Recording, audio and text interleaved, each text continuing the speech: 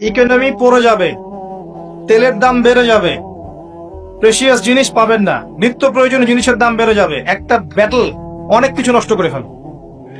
একটা যুদ্ধ বিশ্বের প্ল্যাটফর্ম চেঞ্জ করে ফেলতে পারে। সামনে একটা বড় ফাসাদ অপেক্ষা করছে, আল্লাহ ভালো জানেন। একটা বড় মালহামা হবে পৃথিবীতে, মহাযুদ্ধ। এই যুদ্ধে পৃথিবীর অনেক মানুষ মারা যাবে, এমনটা হাদিসের মধ্যে এসেছে। কে জানে, আল্লাহ ভালো জানেন এটা কবে হবে, কত সালে, কিভাবে হবে, আল্লাহ ভালো জানেন। এমন হতেও পারে এটাই সেই পারমাণবিক যুদ্ধের সূচনা, আল্লাহু আ'লাম। কারণ তারা শুরু করেছিল প্যালেস্টাইনকে কেন্দ্র করে, সেখানে পারে নাই। সিরিয়াকে কেন্দ্র করে চেষ্টা করেছে একটা মহাযুদ্ধ লাগানোর, পারে নাই। সিরিয়াকে কেন্দ্র করে প্রায় হয়েই গিয়েছিল, এখানে অনেকগুলো দেশ ইনভলভ হয়ে গিয়েছিল, কিন্তু নিউক্লিয়ার যুদ্ধ পর্যন্ত যায়নি। কিছু মানুষ চাচ্ছে, একটা সভ্যতা চাচ্ছে যে পৃথিবীতে একটা মহাযুদ্ধ ঘটুক, এর ফলে পৃথিবীর ম্যাক্সিমাম মানুষ যেন মারা যায়, পরাশক্তিগুলো দমন হয়ে যায়, সে নতুন করে রাইজ করবে, সেই অপেক্ষায় বসে আছে। প্রথম বিশ্বযুদ্ধের পরে একটা কান্ট্রি বিশ্বের রুলিং স্টেট হয়েছে, দ্বিতীয় বিশ্বযুদ্ধের পর আরেকটা কান্ট্রি বিশ্বের রুলিং স্টেট হয়েছে। এখন অন্য কোন রাষ্ট্রকে যদি পৃথিবীর শাসন রাষ্ট্র হিসেবে আত্মপ্রকাশ করতে হয়, তাহলে বিশ্বে আরেকটা বড় যুদ্ধের দরকার আছে। জ্ঞানী মানুষ ইশারা বুঝবেন, তারা এই চেষ্টাই করছে। এভাবে বিশ্বের পরাশক্তিগুলোকে তারা লড়িয়ে দেওয়ার চেষ্টা করছে, এবং পিছন থেকে তারা দাবার গুটি চালছে, তারা সামনে আসবে না। এগুলো তারা বুঝবে যাদের দু চোখ আছে, খিদর আলাইহিস সালামের মতো। তারা বুঝবে না, লাহুম কুলুবুন লা ইয়াফকাহুনা বিহা ওয়া লাহুম আযানুন লা ইয়াসমাউনা বিহা ওয়া লাহুম আ'য়ুনুন লা ইউবসিরুনা বিহা উলাইকা কাল আনআম বাল হুম আদাল। এই শ্রেণীর মানুষ এগুলো বুঝবে না। তো পৃথিবীর প্রতিটা ক্ষেত্রে ফাসাদ মানুষ সৃষ্টি করেছে, আর মানুষের জন্য এই পৃথিবীর ক্ষতি অপেক্ষা করছে, পরকালীন ক্ষতি অপেক্ষা করছে।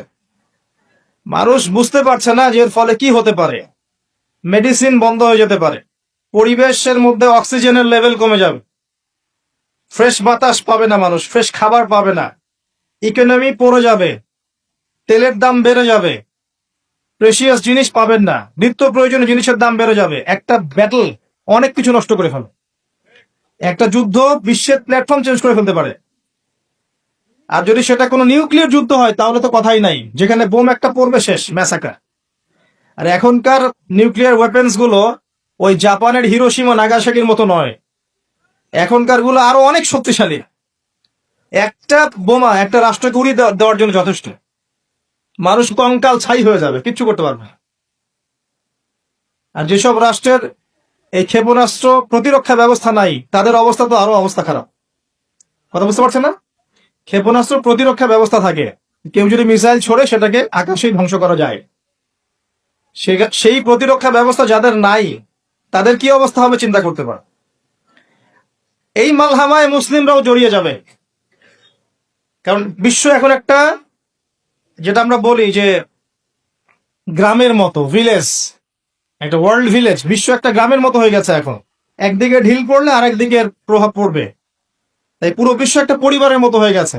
একদিকে সমস্যা সৃষ্টি হলে সমস্ত বিষয়ের দিকে ইফেক্ট হবে, প্রত্যেকটা রাষ্ট্র ইফেক্টেড হবে।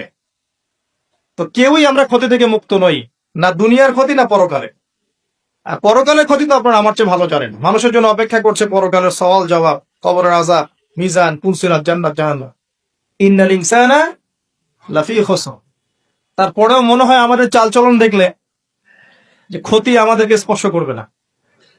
আমাদের ব্যাপারটা অনেকটা এমন যে আরে অন্যদিকে কি হয় হোক, আমি তো ভালো আছি।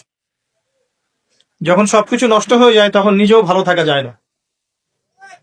থাকা যায়?